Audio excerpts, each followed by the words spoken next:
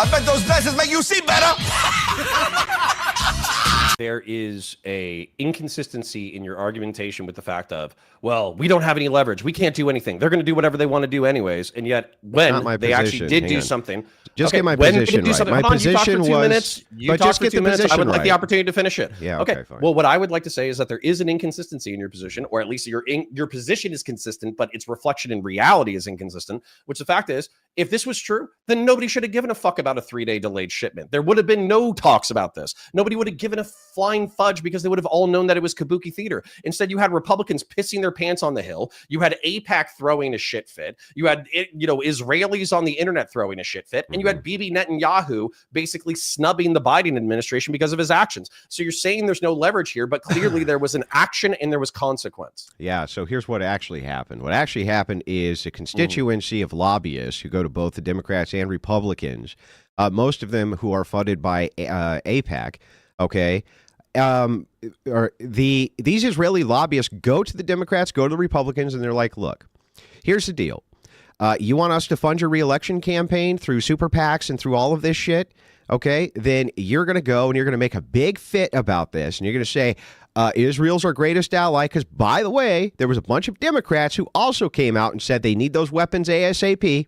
Okay, you're going to go and you're going to tell them that they're going to send those weapons and that Israel is our bestest buddies on planet Earth. And that's exactly what they did, Connor. And that's exactly what they're always going to do. Because they don't care. Now, my position, which you strawmanned heavily, just to reiterate, is actually this. It's not that we don't have leverage. We could shut down Israel in 5 fucking minutes. But we won't. It's not that we have leverage with everybody on planet Earth. Okay, but Democrat scumbag progressives restrain us from using any type of actual political power that delivers any kind of consequences to anybody because it might be racist or sexist or mean. It might be mean, Connor. Yeah, but they could get back Zaporozhye in negotiations. It. That's mission accomplished. Okay, they're running out of soldiers.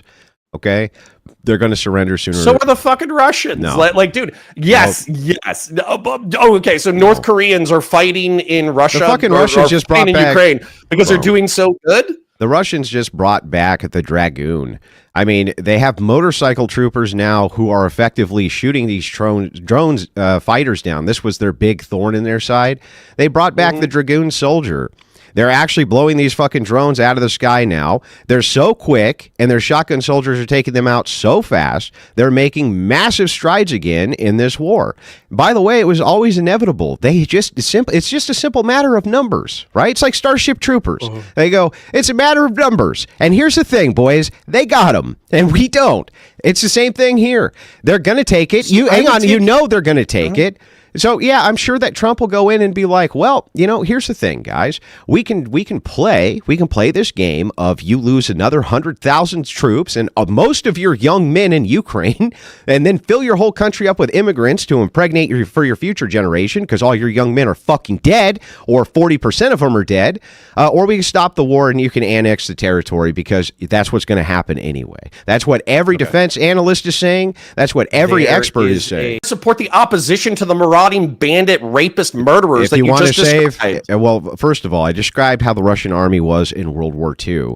And what we were doing was looking at tactics. And you were saying that, because it's an actual war, and we haven't seen one of those in our lifetime, where there's actual people in trenches killing each other. Both sides are catching dysentery, dying from infected wounds, and, things that happen in real fucking wars. That's what's going on here. Yes, I agree with you, Connor. War is hell, and right now they're having a hell of a war. But the thing is like, if we were to follow Connor's foreign policy plan, here's Connor's foreign policy plan.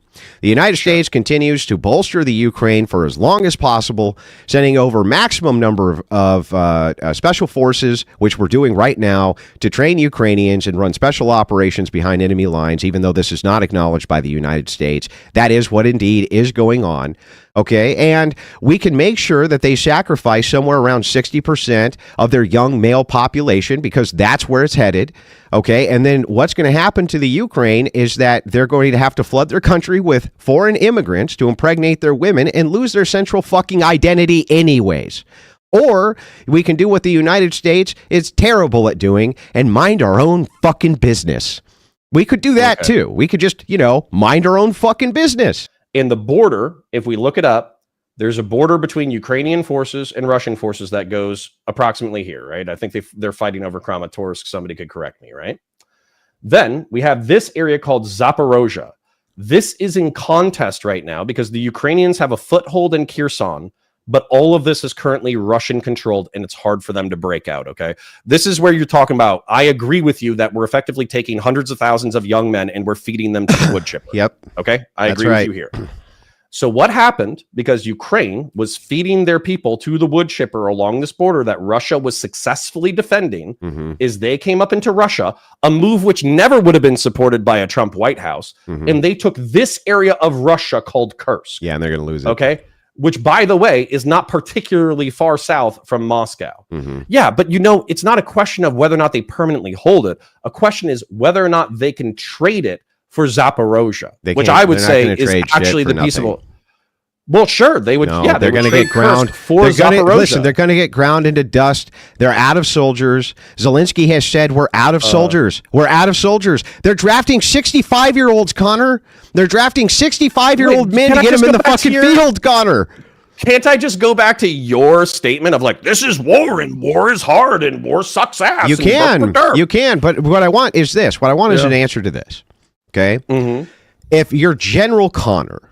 Okay, General Connor is the head now of the United Nations, I don't know, special apparatus to look at the Ukrainian-Russian war, okay?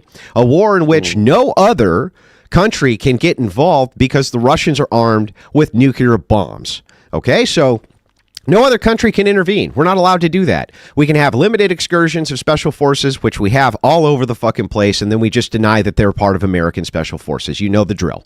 That's how it works. Okay. Wait, and we're not talking about the volunteer who got killed, right? The guy who was retired. No, we're talking about actual American Green Berets who are behind enemy lines training Ukrainians, which we all know is going on, even though we pretend that that's not what's going on. That's what's going on. Okay. So here's the thing. And they're running special operations. Everybody knows it. Nobody acknowledges it. That's how the United States does proxy warfare. Okay. And how all of the European nations are we bringing this up? I'm gonna listen, hang on, bro. I'm trying. Let me just get through it. Okay. Sure. Okay, so as I'm we taking note though. Yeah, so as we go through this, we're bolstering the Ukrainian forces. They're using their soldiers, their troops, in order to fight the Russians. Connor says, well, that's good for us to grind their troops down into fucking nothing and their young men down into nothing for land which essentially General Connor would have to admit is more than likely going to go to the Russians anyway. Now, the Russians can afford to have the same amount of ground down troops as the Ukrainians. It's not going to hurt them a bit. It's not going to hurt them. So geopolitically, we're not even fucking hurting them. We're not even hurting their population by doing this. The Ukrainians are going to suffer I mean, it's enormous, the type of suffering that they're going to end up with if this war continues and Zelensky is allowed to continue to feed the young men of his nation into the grind machine. So why is it that you just don't want to stop the fucking war? A decade. If the Crimean annexation started in 2014, that wasn't even a fight. It wasn't even a fight, Connor. Hold on, which is also funny because here's another thing. I'm not quite sure what your perspective was on our special forces training Ukrainian forces or operating on Ukrainian soil. Some kind of like, you could tell me what your point is. I'm not even going to guess at it. But isn't that kind of like the exact thing that Russia was doing, in which they were annexing Crimea by pretending that these were all volunteer militiamen from Luhansk and Donetsk, and they all showed up in Russian paramilitary uniforms in Crimea? Yeah, so were you trying to morally impugn the United States for being more involved than we said we were? What I'm saying is that just being descriptive. What I'm saying is that it's a really, really good idea for the United States to mind its own fucking business when it comes to European wars. We have a terrible track record when we get involved in them. And by the way, Russia wouldn't be the fucking superpower it is today if we hadn't gotten involved in World War II and sided with them when they were fucking destroying half of Europe. Okay, so here's the thing. I'm going to press you on this. I'm going to press you on this massive bolstered superpower, which only exists, again, because of the United States and its rebuilding efforts and sending it untold amounts of money for weaponry and everything else in order to then grind itself against our enemies. Then we get bogged down in Afghanistan. I mean, it's come back to bite us. Our foreign policy of interventionism has come back to bite us in the ass a million fucking times. So I'm going to press you on this. So World War I is basically the history of the United States being non-interventionist until it was ultimately sucked into the war. Yeah, until we were sucked into the war. Because all of our trade partners were getting annihilated to the point that they were killing Americans. Yeah, so what? And then same thing. Oh, okay. So you would have ignored World War I to the point that Europe just does its own thing. World War I is one of the. So World War II, you could make the moral imperative in World War II. We were attacked by the Japanese, and Germany declared war on us. That's a different. That's an entirely different ballgame than World War I, which yes, we were sucked into, but if we had not gotten involved in that war, there would not have been a Treaty of Versailles, which led to World War II. Because what we ended up doing was splitting Western and Eastern Germany off, giving Western Germany to France, and then giving away Eastern Germany. And so this gave Hitler all the cause in the world to do his reunification program, where he went into France and justified it by saying, oh, they're making our German workers work in the fucking coal mines in order to repay them for the war efforts because of this treaty. We set the stage for all of this with our foreign intervention, Connor. We did that, and we constantly do that. And the only reason that you want to go and fight this fucking war in Ukraine is because someone told you it was a good idea. And anytime, that's it. No, that's it. They're going to lose, and their young men are going to get carried home in fucking body bags, bro. That's what's happening.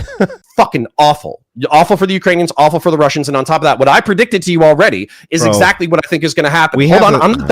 I waited for you patiently. You can wait for me patiently. Go ahead. Okay. So no, have another world with nuclear subs off the coast of every nuclear armed nation. The United States has the most powerful states trying to contain what is happening internationally, so we don't have another World War I, so we don't have another World War II. Okay.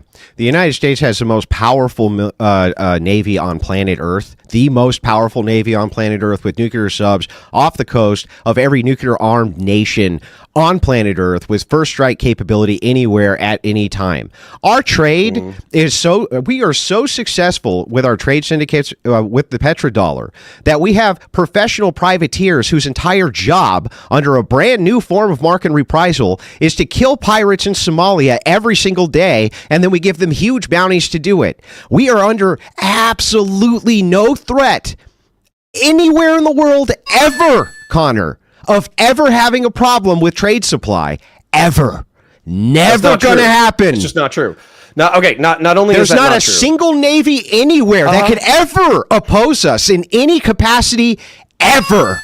Anywhere on planet Earth. In fact, Connor, I'll go so far as to say if you united all of the First World and Second World navies together, and all of them in unison attacked the United States naval forces, that they would fucking lose. Well, let's start. I reject. Sorry, last statement, and then I'll save my other bullet point.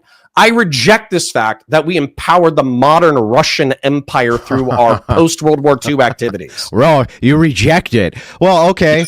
Let's see. Mr. Rejects it. The Russians were under the leadership of one who, during World War II, what was his name? Joseph Stalin? And who was the head of the Communist Party, the first head of the Communist Party in Russia? I got no idea, man. There's like 7 of them. The first head leader was Joseph Stalin, was the first head communist leader of Russia. Okay. And now who were the communists and fascists fighting? The United States or each other? Each other. They were fighting each other, Connor. In fact, Poland while doing so. What the fuck? What happened? What happened? Yes, of course, because the Treaty of Versailles. Because Treaty of Versailles, they wanted the unification of Germany. So they had the War of the Roses with Austria, where the Germans literally walked in. And the reason they called it the War of the Roses is because the Austrians were throwing fucking roses at the Germans' feet because they wanted to be reunified with Germany. Okay, there was a huge, massive issue going on at the time. Okay, so Hitler wants to do this reunification program. He attacks the communists. Them and the communists are embroiled in a brutal fight. Okay, brutal fight.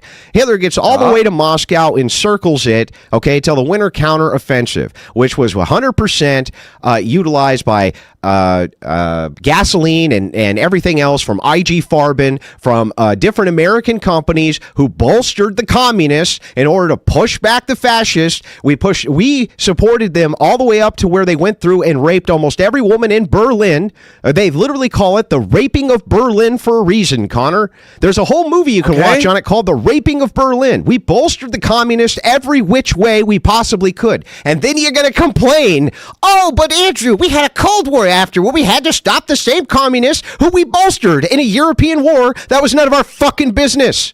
And so what ends up happening? So what ends up happening? Stop. We should have let Hitler turbo fuck Europe. No, we should just let him do it. The rise of Hitler and all of that happened due to the interventionism of the United States in World War I.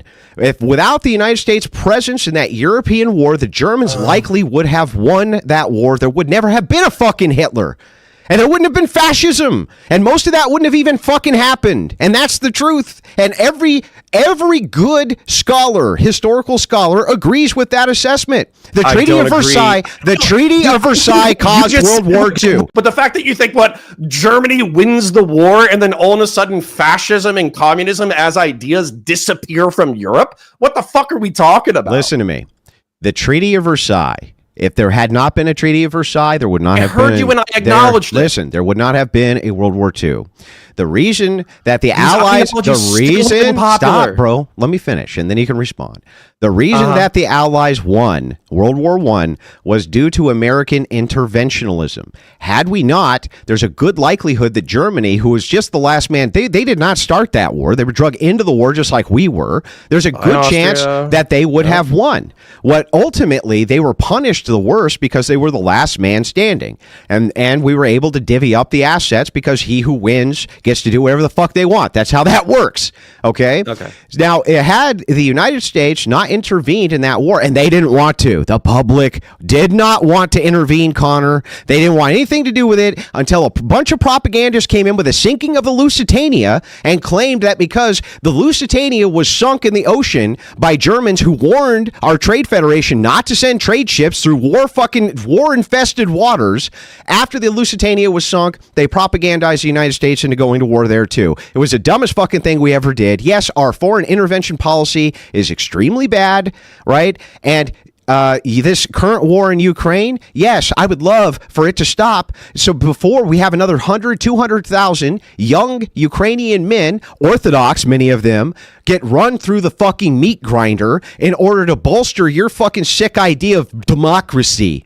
It's like this war has been brewing over there for 60 years. 60 fucking years.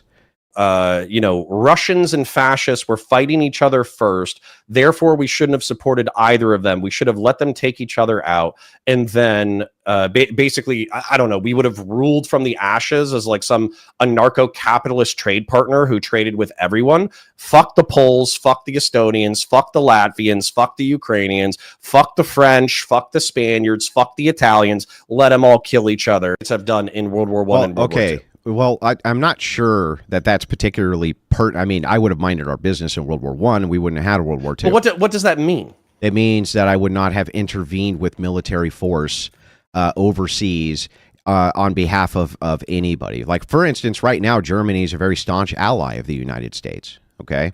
When we were in World War I, our relationship with Germany was very, very different than it was in World War II. Our relationship with France also. And remember, we're going in, before you say anything about, well, what about the English? I mean, we fought a revolutionary war against the English, then the War of 1812. We fought again against the English, and yet now they're one of our staunchest allies.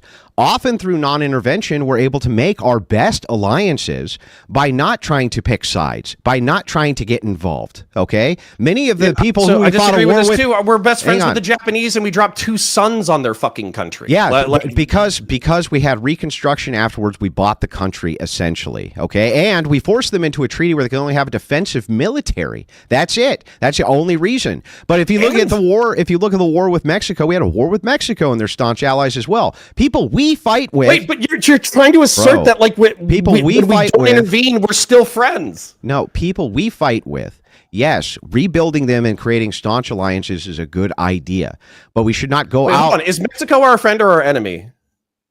I mean, I would consider them to be like if the North America was attacked, I think Mexico would assist us in whatever the attack was. Okay, you do so I'm just trying to say, like, and I do see chat. They want us to get to basically Trump, which, by the way, like, I love history, so I'm happy to go down these rabbit holes with you. But you know that we also turbo fucked Mexico for like 30% of their territory, right? Well, that's because we were in the midst of a war and we were able to annex it. Yes, because there's lesser evils here. But you're saying Biden did as well. So can I get you to admit that shutting down the economy and printing fuckloads of money causes inflation? Well, I think it does. Yeah. Okay. And all right, then I'll leave it there. I think everybody can. I think it does. Yeah, but I also think that you leave out critical context. That at the beginning of COVID-19, I don't know if you remember this or not, but we were being shown images of people catching this virus and falling over dead in China, and it was on newsreels going 24 hours a day. They were saying that this thing was far more deadly than it ended up being. Okay, Trump was in a position where he had to protect the American public. He thought that this virus, and all of his advisors were telling him that this virus had a much higher lethality rate than it did. In order to respond to this, he had no idea what else he could do except to say the best thing that we can do until we know more about it is to lock this not just lock the economy down, right, but have people in a stay-at-home position for a few weeks until they could figure out at least what was going on with this virus, because this is the information which was being fed to him.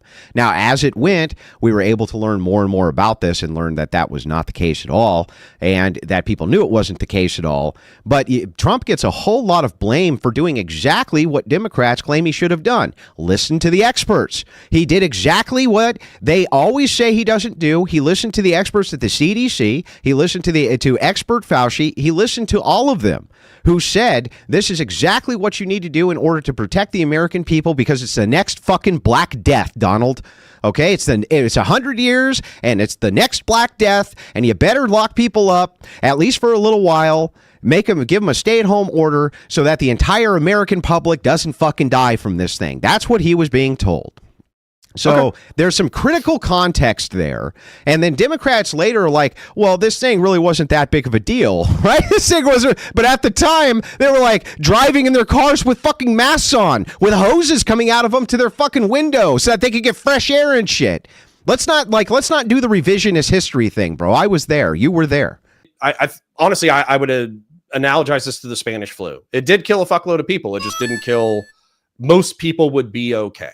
Right, like I think the total death toll for the United States. It wasn't anything like the Spanish. It wasn't anything like the Spanish flu. So the thing is that ultimately, well, first of all, just so you know, under the Spanish flu, do you know what the president of the United States did at the time under the Spanish flu? He kept it under wraps and refused to tell the American public about it at all. Yeah, that was the official policy. It does not exist. They didn't even talk about it. He refused to talk about it. Period. Okay, and it wasn't just about the death rate. It was about the demographic of the death rate. COVID was killing the elderly. The Spanish flu was killing young men in their prime, mostly soldiers, because they were being transported across Europe in cattle cars and trains, and so their proximity was super close, and they would be given doses of ibuprofen as high as 20 pills at a time, because that was a brand new drug called aspirin that was on the market. So there was a whole bunch of contributing factors to the Spanish flu as well. But no, it wasn't really anything like the Spanish flu. And the president at the time under the Spanish influenza kept it completely under wraps and said it was no big deal at all. No big deal at all. Let's just say Spanish flu was not fatal for most people, but it was fatal for a substantive amount of the population that it was worth considering as an economic impact. I think 1 million people dying from COVID is also something worth. People didn't even know the Spanish flu was happening in America. They didn't even know about it. Okay, I think you're exaggerating how much. I think that you need to go back and you need to look at what the presidential decree was. 486 per 100,000. What's the death rate for COVID? You're going to make me Google this shit because you want the win? No, I'm not talking about how many were killed. The amount of elderly in the United States who are prone to influenza and diseases like this is astronomical. They die from it in huge rates every year. But hold on. The only thing that I'm trying to do, I don't give a shit if they're directly analogous. The only thing that I'm trying to do is if I look up the death rate for Spanish flu and if I look up the death rate for COVID, let's just say that I acknowledge that the Spanish flu was killing people, young men more, okay? Which makes sense because the flu was killing a fuckload of people back then because we didn't have all the treatments that we have available today, okay? So I mean, it wasn't let's just killing say young men though. That's the the Spanish problem. flu wasn't. The Spanish flu was, but the flu wasn't. The normal, like regular influenza, was not disproportionately affecting young men. But the thing that I'm trying to avoid Googling right now, because I don't really care that much, I don't think it's necessarily pertinent, is if I look up the death rates per 100,000 between Spanish flu and COVID, are they going to be similar? I don't know. I'm just saying that it's not a similar circumstance. We were told that this was a. What I'm saying is that you were there, I was there. We were told that this was the next Black Plague, right? That's how it was being treated. And so what else? It had turned out and there to was be, and there was nothing else he could do. What's the one that you shit? What's the one that you shit to death and bleed to death? I don't know, out of your but eyes? it's really, really bad. It's going to kill a lot. It's going to kill a whole lot of people. The only thing he really could do was put in a stay-at-home order, and since he knew that Americans, well, they still had to eat, even if there was a new Black Death coming. What else could he do but infuse and turbocharge Ebola? That's what I was thinking. What else could he do except pay him to stay at home? He couldn't do anything. All right, listen. So, and by the way, Democrats backed that plan. They backed the plan. I'm not a fucking Democrat. What the fuck do you want? You're about to vote for a fucking Democrat. You're about to vote for a Democrat, bro. What do you mean? Well, moving into, I guess what's going on. Okay, but Connor, let's sure. just assume for a second that Trump is wrong and there was inflation under his watch because of this, which I think there was. I think most rational people would think that there was, right? Or it happened. Can you explain why it is that Obama is sitting around and claiming that Trump inherited his economy, and his economy was so fucking fantastic, and that's the only reason that Trump's economy was so good? That's a bullshit lie, one. And two, the entire thing about it, like, I don't even understand the position, the economic position on this. Maybe you can explain it to me, okay? Sure. I don't understand how the federal government can raise revenue other than either taxing an individual, taxing a corporation, or taxing imports and exports. I have no idea how they can even raise revenue external to that, at least in some significant amount. They have some ROIs. Some of them work out. Some of them don't. Most of them don't. Okay. But the history of the United States was using tariffs for revenue, and the protectionist tariff was there specifically in order to keep the playing field level against competition against our own industry. Like, for instance, the steel industry in the 1950s. We had the largest and strongest and most robust steel industry on planet Earth, and now the Chinese do because of these free trade agreements that we had, which is insane. Okay, Trump says, I want to come in and I want to reinstitute these tariffs, thus shifting the tax burden onto the import exporter rather than onto the American citizen or the corporation. The Democrats counter with, but that's going to raise the prices, which is true. Negligibly it will. But they're saying they want a massive corporate tax, which also is a massive tax hike on the American public, way, way bigger than another country offsetting their trade-ins. So why the fuck would you vote for that, Connor? Why would you vote for a massive tax hike on Main Street, which is exactly what's going to happen when they put in their corporate tax policies, because they're busy fear-mongering that, if there's trade tariffs, that's going to negligibly raise the prices on Main Street. It's like, yeah, that's true, but not anything like what's going to happen when they raise these corporate taxes and they let these tax cuts go out. Those are all hidden taxes towards the consumer as well. But regardless of who's paying for it, that's still going to increase the cost of the goods sold. You already acknowledged this in your statement. Yeah. Therefore, what's going to happen is box fans, as an example product, is going to go to the American price of $50. So, right? And yeah, so right now, so our economy is largely built around, I think incorrectly, a minimum wage system in which minimum wage workers are effectively subsidized by cheap international products. The reason why you can have somebody smoking pot, playing an Xbox, jerking off with a fucking $20 box fan is because they're getting paid $10 an hour. So why do you want to keep that? Why do you want to keep doing that then? Because I think we're going to turbo fuck the economy as a result. I seriously think that I think simultaneously deporting 6%. Well, I mean, I'll finish the sentence if you want.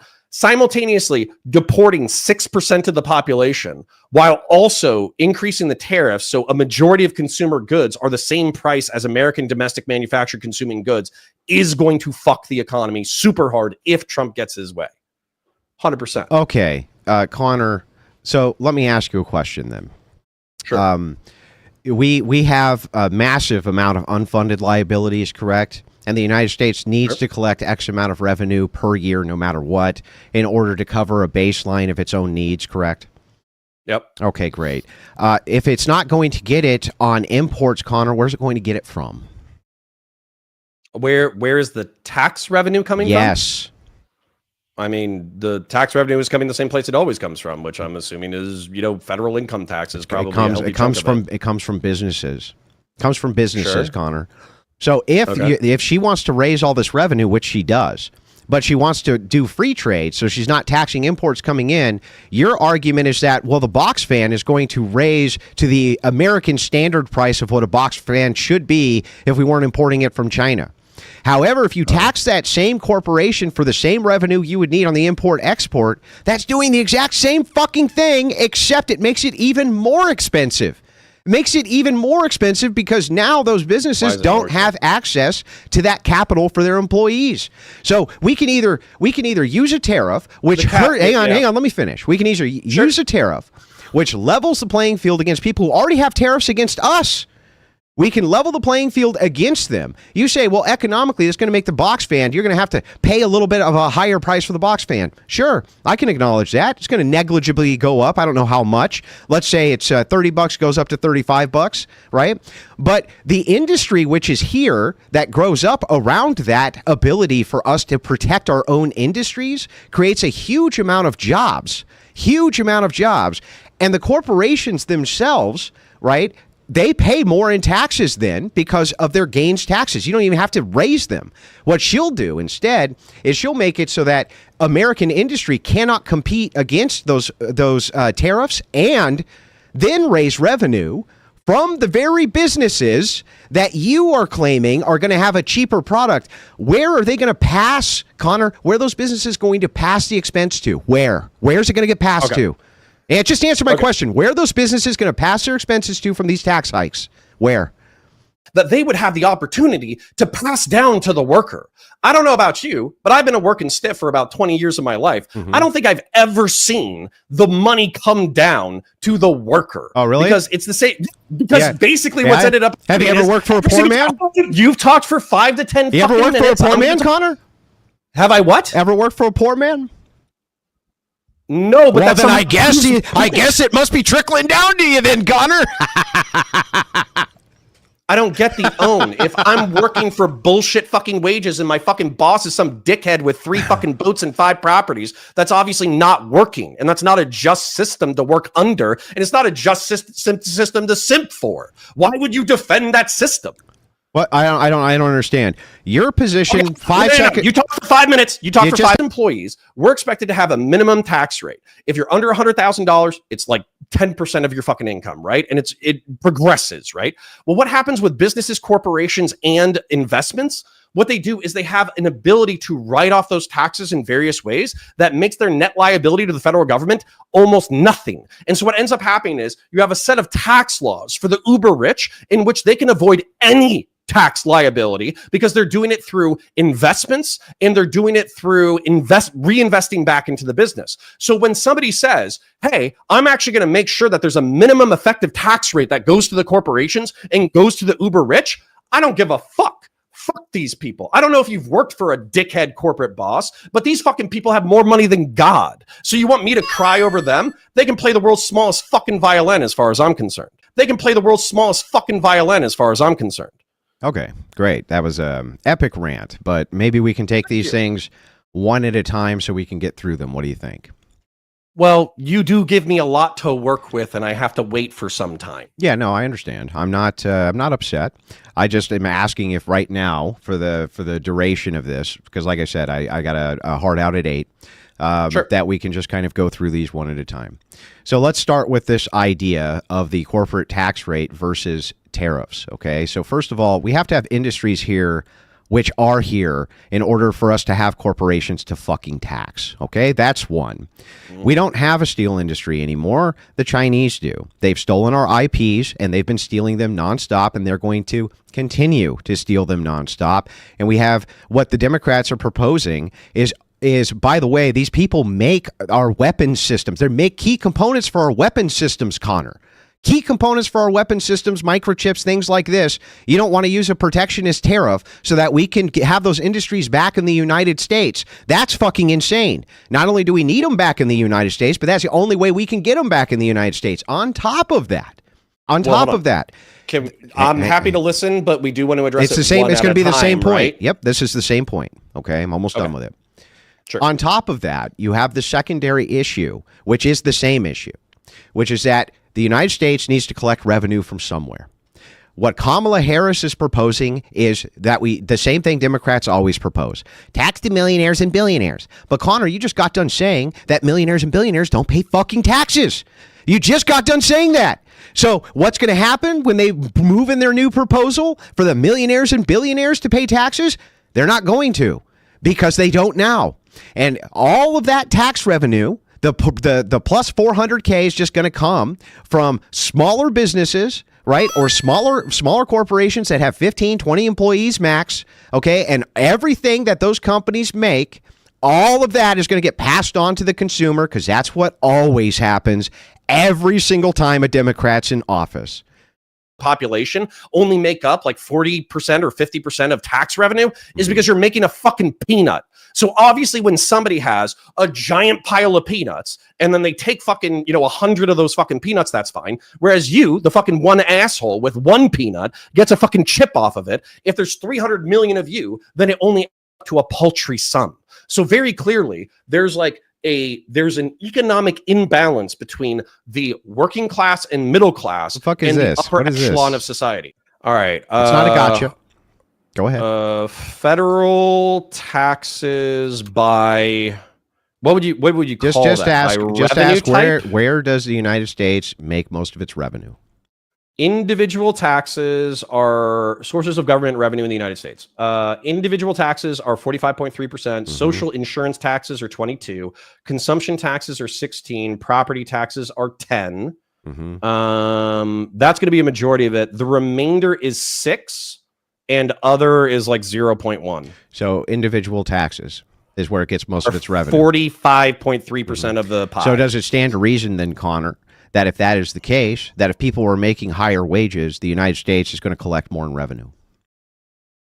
Yeah. Yeah, it stands to reason, right? Does it stand to reason that the only way for people to have good paying jobs for the United States to collect revenue is for us to have industry in the United States? I think that, I think that there should be industry in the United States. Yeah, so for us, so what we figured out here is that if we want maximum amounts of revenue, then we have to have the best industries we possibly can in the United States for the highest paying jobs. I do not see how this is possible to do absent using a tariff against other nations who can pay their employees half of what we can steal our IPs, and on top of that, have counter tariffs because they do the exact same thing. The only difference is, Connor, is that not only do they know it, but China has a $3 trillion surplus against us, and we have a massive deficit against them when it comes to trade because of this. So essentially what happens is we send them trillions in business. They send us almost nothing because we don't have the counter tariffs there. Trump knew it. He identified that problem, knew it was going to be a big issue, knew that we could maximize revenue by bringing industry back to the United States. Kamala Harris has no such plan. No such plan. Her plan is simply this, Connor. Let's raise taxes on millionaires and billionaires, and hopefully that'll make enough revenue for us to build some fucking houses or something. That's her entire plan. Not kidding. That's her whole plan. And so, how can you justify knowing that if the only argument you have against Trump's tariff policy is to say, well, that's going to slightly make it so that the end user, hang on, so that the end, well, even if it's a lot, let's say it's like 5 or 10% or something, right? By the way, we can look at what they were before. It only slightly went up. It was not a huge increase. We can look at the former tariff policies. If you say it's only going to negligibly raise the price of this thing and we can save American industry, thus creating these really high-paying jobs that you were just complaining about a minute ago we don't have, you're working for corporate dickheads and blah, blah, blah, blah, blah, blah, blah, blah, blah. You want those high-paying union jobs to come back. You want those things to come back. Here's how you do it. You have to have a protectionist tariff. You have to win a trade war with these nations, and you have to seize our industries back, and then you can tax the revenue. That's the only way it can be done. Her idea is just to raise corporate rates. That still is going to increase the prices on your goods because that's what it does right now. Most of the things that you buy have hundreds of hidden taxes in them, as you know, and all of those taxes are passed on to the consumer. Just go to the gas pump. Going to and has under Trump fucked the United States. No, it didn't fuck there anything. Are literally, it didn't fuck anything. Dude, do we have to go check the billions in subsidies that he had to give out to farmers because he started a trade war over like soy? And then as a result, the entire farmers get, like American economics collapsed. Okay, so first of all, and so he had to shore it up and he had to bail it out. Okay, so first of all, the American economics didn't collapse. Stock market was at all-time highs. People were making money hand over fist. And farmers get subsidies in the hundreds of millions every single year under every single administration. There was a small subsidy which was given to farmers, okay, only on one particular product during this trade war, which was necessary. If you're going to fight a trade war, then yes, we're going to use our American industry and protect American industry. That's the point. They don't end overnight. They take years, but the whole point is to protect your industry. Do you know how many people are begging the United States government to protect their intellectual property? They fucking beg them. Beg them, please don't source this to China. Please. I've let you say this 7 goddamn times, but it's just because like Chinese theft is relatively true. Do you think the United States is encouraging China to steal the plans for the F-35? Yes. Do you think they're encouraging them to steal the nuclear because if ship? there's what the fuck are you talking about? if there is no punishment, there's nothing punitive which happens when you do X thing, especially when it comes to international affairs, you are encouraging X thing. Yes. If I Google, dude, you jump around a healthy chunk. If I Google right now, I don't feel like I'm jumping around. So if I Google right now, American measures to punish China over the theft of the F-35, what am I going to see? Tariffs. You're going to see tariffs. which is exactly what Trump is proposing. He's proposing that we put in these punitive punishments and tariffs, especially against China, across the board, because that's the only way that we can protect our ISP. That's the only way that we can protect our workers. That's the only way that we can build our industry. And the entire United States history is built on this, by the way, Connor. That's how we raised all of our revenue pre-income tax is through tariffs. That's how we did it. You know what the fuck I'm saying. Yeah, I do. And I'm looking at the extension of your logic. If you have some massive chicken exporter there, and you're targeting them with tariffs, how are you not hurting their whole country by targeting that one industry? How, Connor? How? Because we're not talking about chicken or rice. We're talking about fucking microchips and F-35. Which go inside the robots that go inside the factories that process the chicken and rice, Connor. All right, so I'm going to ask something, and then I'm going to laugh like an asshole, kind of like you do. Hey, do you think the average Chinese person has any use for an F-35 microchip? No. Oh, I owned you. No, that was a stupid fucking point. Obviously, yeah, that was a stupid point. My point was good. Well, okay. Do you think that the world my audience is stupid? Do you think the world benefits? Do you think the world benefits from overall international food prices being higher or lower? I think that obviously lower, right? Generally speaking, yes. Okay. Do you think that there's probably places in Central and South America that can grow different crops that are probably better than the United States can grow those crops? Other than bananas, I don't think there are.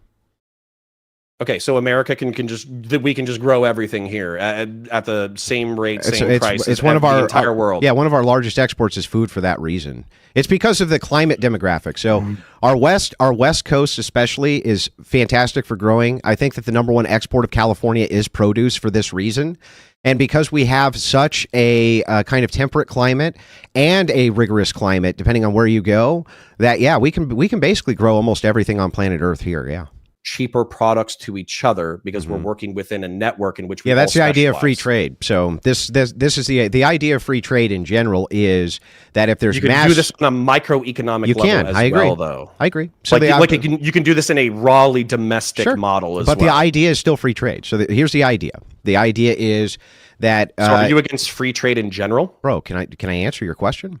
Sure. I'm just kind of curious about. So if we're looking at free trade, that's the very idea of it. The idea of it is that if all companies are now competing globally, right, then the prices are necessarily going to go down. And does that work on a scale to a degree? Yeah, it does. I don't disagree with that. All you have to do is look at the American auto manufacturer of Toyota.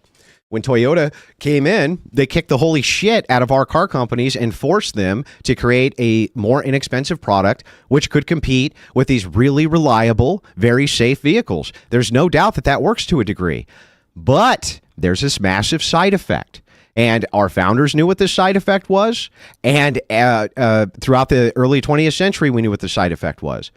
That if we have mass industrialization, absent any type of protection tariffs, and we need a lot of them, our industries can be stolen by these people, and we are unable to compete and continue with a standard of living because you cannot compete with 50 cent an hour laborers, okay, and then raise enough revenue to fund all of these fucking unfunded liabilities like Social Security and all this shit that you want by simply going to the corporations and saying, well, we're going to raise the taxes on you, which is then going to raise the price for the consumer anyway. Except now we don't have any protection against our adversaries for industry.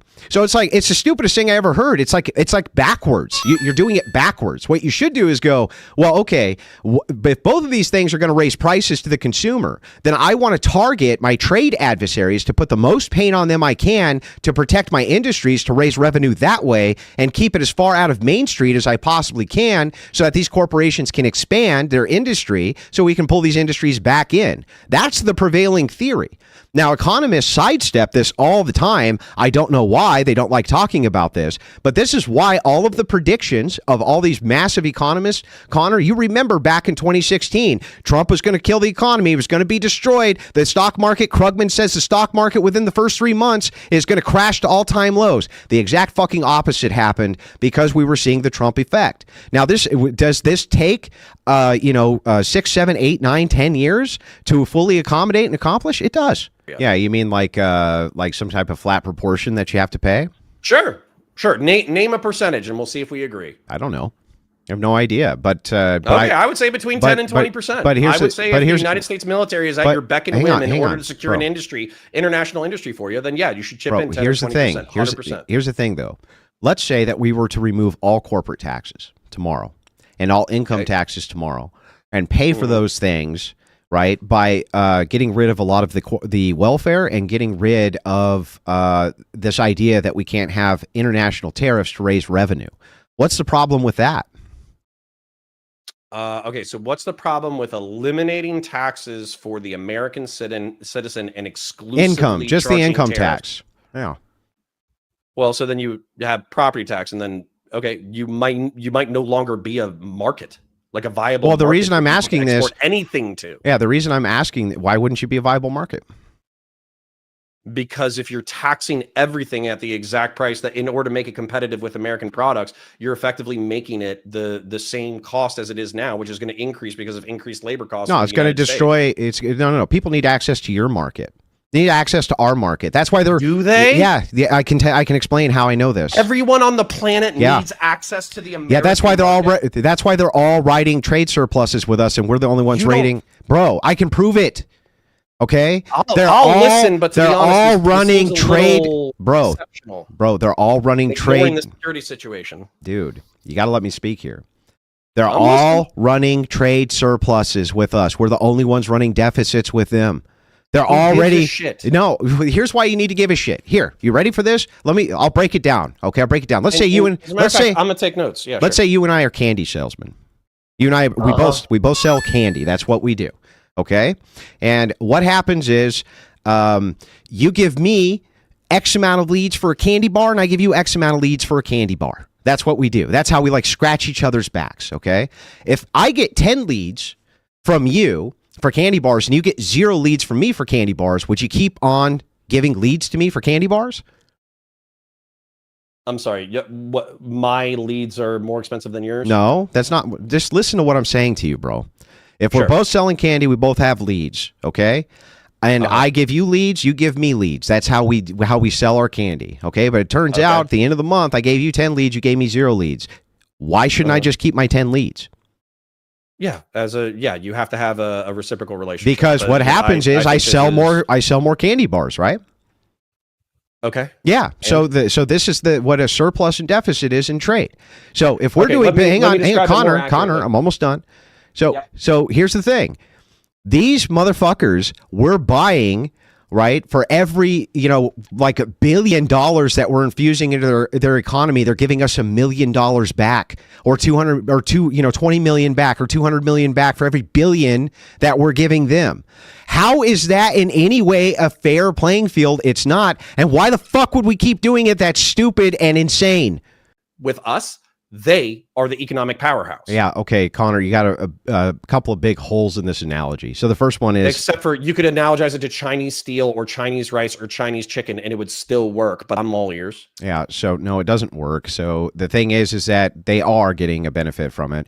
What's happening is they have a product which is being paid for by this area of the United States, which is a sub-product, and then the finished product is being sent back to them, and they're buying it. You're saying that because one company benefits over the other one, right, that's not business, but they're both benefiting. It's just that one's making more profit than the other one is making. In this case, we're not even talking about across the board for the size of the country, even the size of the country in the same product, making the same amount of trade investment that we make in them. So same product, same amount of people, same demographic, same everything. We're still not making the same amount. In other words, they're tariffing our goods. We're not tariffing theirs. They're cheating, Connor. They're cheating. And so the thing is like, why should we continue to allow them to cheat? That makes no sense. And why is it that we shouldn't collect our revenue? What do you mean by cheat? If they have a tariff on, let's say we do chickens, okay? We're doing chickens. Or all steel. Right? I like steel. Yeah, whatever, steel. American steel. It literally doesn't matter. Steel. Yeah, it doesn't matter what the product is. It doesn't matter, okay? Mm-hmm. They have a protection tariff, okay? So you say, okay, well, we can get this product over to your people for less money, right, than your population can make it for. They go, well, fuck that, and they put a tariff on it so that we can't compete with their domestic business, and we just don't do the same thing back. Countries that have 4 times our population is because we take all the raw materials. We're not out competing them, or we wouldn't have trade deficits. Finish it here. We have massive trade deficits and massive debt. We're not out competing competing anybody. What the fuck does a trade deficit do? Well, here's what it does. It shows that the other country... We bring their shit in? No, it means that the other country is making an equal investment in your countries you're making in their country for different goods. And if that is not the case, and you have the capacity to manufacture those goods yourself, you should, because then you get the benefit of it, and you can tax those goods and create revenue rather than passing the cost on to the consumer from a massive corporate tax, which is what Kamala baby wants to do. Yeah, dude, I literally don't care. Like up until that point, we had a volunteer military. You think we need the income tax? Yeah. You don't think we could get it? There was yes, so if I could offer you, there was a dueling philosophy. Yeah. Sorry, so you Trump, go ahead, but I will answer your question. So Trump offers. He says, not only do I want to get rid of overtime taxation, not only do I want to stop waitresses from having their tips taxed, not only do I want barkeeps and the laborers that you're talking about. By the way, that policy of not taxing overtime, not taxing tips would probably do more to invigorate the economy than any policy combination you can think of from Kamala Harris. I'm all for the work. But not only that, Connor, he claims that he can offset this income tax for everybody by moving into taxes on trades. And I know for sure he's correct, Connor, because that's how we fucking did it for our entire history until the monster from Jekyll Island, the income tax, came around, which has been horrible for everybody, including people on Main Street who, by your own admission, the records you just pulled up, pay most of the fucking taxes. It was very minimal. It was like a few thousand people. And what happened consistently was we would get involved in wars with Native Americans and Barbary pirates in the Mediterranean. Wait, until when? So we would have until when? Until the early 20th century, when we instituted the federal income tax. No, that's incorrect. Have a standing military. No, that's incorrect. Dude, we had a massive Union military we fought the South with. What are you talking about? We had a massive Union military we fought the South with. Massive. Do you think that was a standing army prior to the Civil War? No. It was called up, and it was trained, and it was funded, and it was assessed before there was ever an income tax. And it was huge. It was fucking huge. Huge army. That has nothing to do with my point. It does. Your point was we had no standing army before. We had standing armies before that. Yes, we did. We seem to be fans of it, as a matter of fact. Yeah, and that's bad. And so the thing is like, I think that, like the founders, that we need to have a very, very powerful Navy. I'm fine with having a powerful Navy, but having a fucking useless army that basically is not doing very much, okay, and it really isn't doing very much, and a very powerful Marine Corps, which basically isn't doing very much, that you should take them through and train them and put them on as reservists, and that's that. And by the way, the military has been trying to move towards that role forever. Been trying to move towards a more reservist role. That's why most of the armed forces we have now in combat arms are about 60% reservists, and I think we're going to continue down that trend. It's a good idea. All we need to have is a powerful Navy to institute our trade. We do not need to be in over 100 fucking nations micromanaging their affairs. We only need to worry about our trade, Connor. We seem to be fans of it, as a matter of fact. Yeah, and that's bad. And so the thing is like, I think that, like the founders, that we need to have a very, very powerful Navy. I'm fine with having a powerful Navy, but having a fucking useless army that basically is not doing very much, okay, and it really isn't doing very much, and a very powerful Marine Corps, which basically isn't doing very much, that you should take them through and train them and put them on as reservists, and that's that. And by the way, the military has been trying to move towards that role forever. Been trying to move towards a more reservist role. That's why most of the armed forces we have now in combat arms are about 60% reservists, and I think we're going to continue down that trend. It's a good idea. All we need to have is a powerful Navy to institute our trade. We do not need to be in over 100 fucking nations micromanaging their affairs. We only need to worry about our trade, Connor. Head off with a Bowie knife. Yeah, so, and it was also, and you can also make the argument that there was a commonality in slavery. But right now, in the 21st century, there's more slavery globally than there ever was at any other point in history, too, Connor. What do you think? You hit me with that talking point, which was very minimal. It was like a few thousand people. And what happened consistently was we would get involved in wars with Native Americans and Barbary pirates in the Mediterranean. Wait, until when? So we would have when? Until the early 20th century, when we instituted the federal income tax. No, that's incorrect. Have a standing military. No, that's incorrect. We had a massive Union military we fought the South with. What are you talking about? We had a massive Union military we fought the South with. Massive. Do you think that was a standing army prior to the Civil War? No. It was called up, and it was trained, and it was funded, and it was assessed before there was ever an income tax. And it was huge. It was fucking huge. Huge army. That has nothing to do with my point. It does. Your point was we had no standing army before. We had standing armies before that. Yes, we did.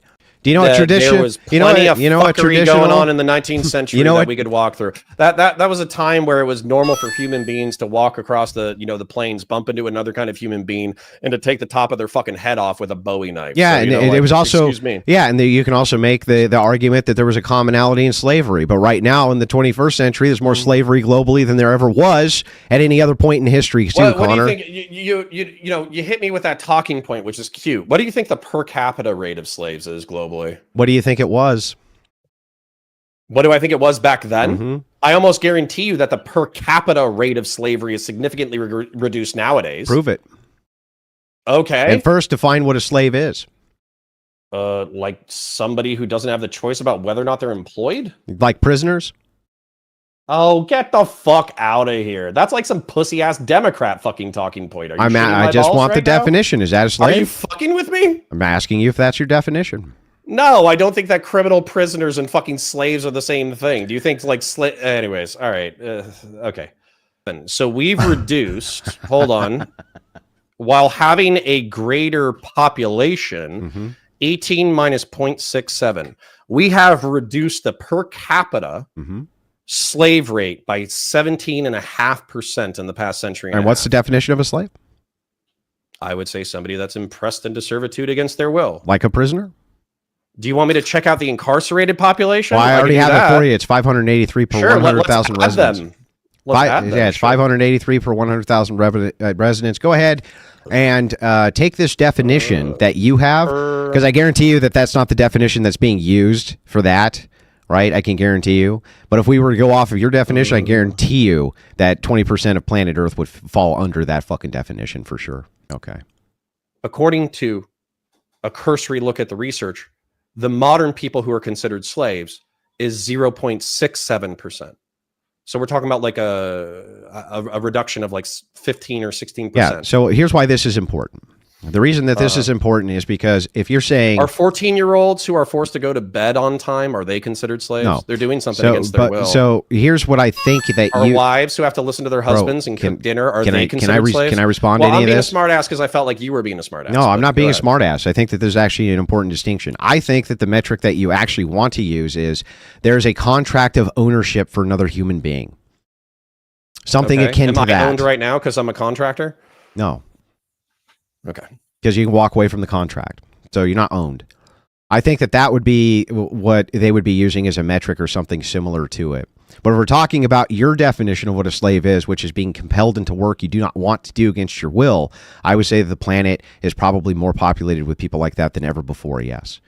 Because that metric is so fucking broad. And earlier when you said, I don't want to get into a semantics argument, it's like, that's great, but this is why sometimes we should kind of discuss the semantics so that we're not talking past each other. Electors conspiracy for Trump to become the emperor, even though you're a Warhammer guy, I'm surprised you don't want an emperor. But that aside, I'm just going to be 10 foot tall, shining with golden lights, psychic I'm just powers, point, power armor, and bolters. But I'm just going to grant it all, right? Sure. Why does that mean you need to vote for Harris?